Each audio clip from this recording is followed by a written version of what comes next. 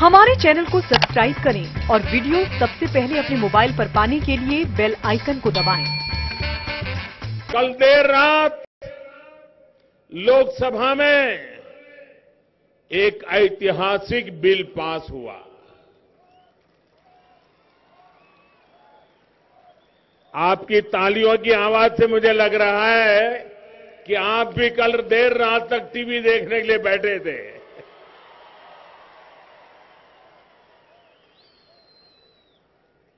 सामान्य वर्ग के गरीबों को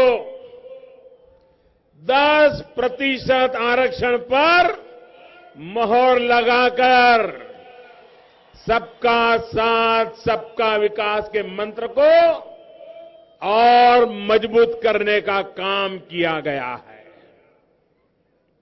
हर वर्ग को आगे बढ़ने का अवसर मिले,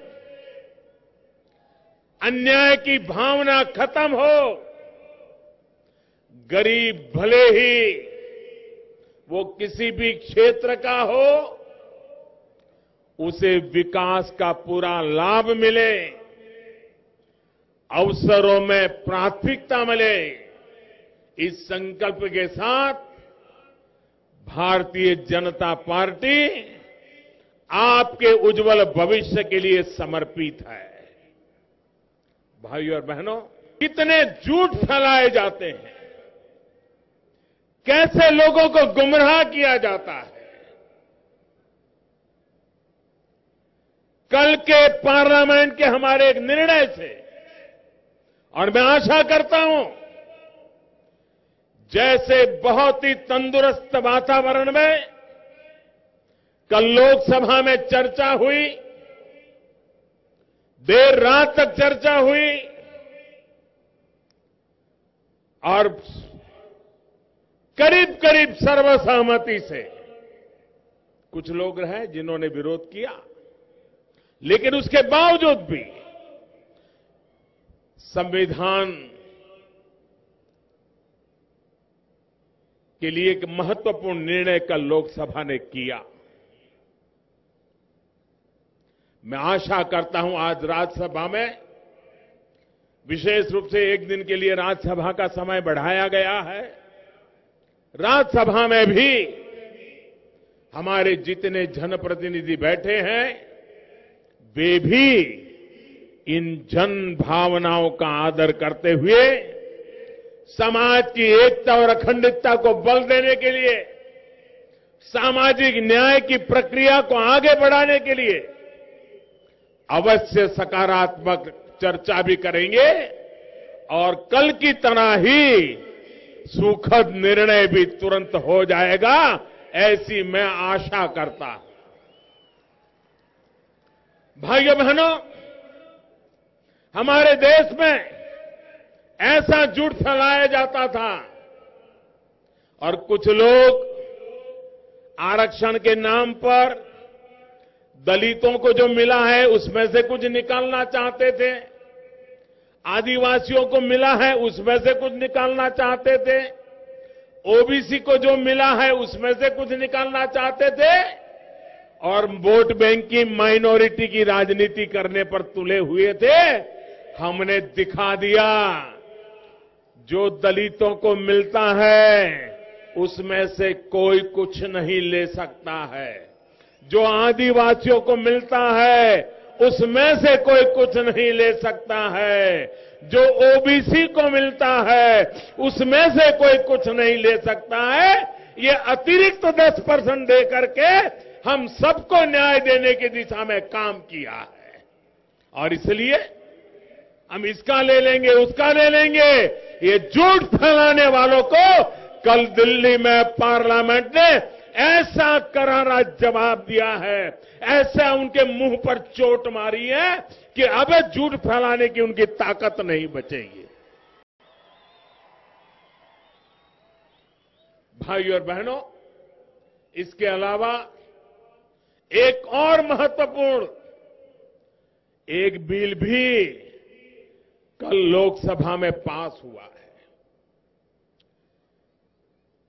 ये बिल भी भारत मां में आस्था रखने वाले हर व्यक्ति के लिए बहुत ही महत्वपूर्ण है।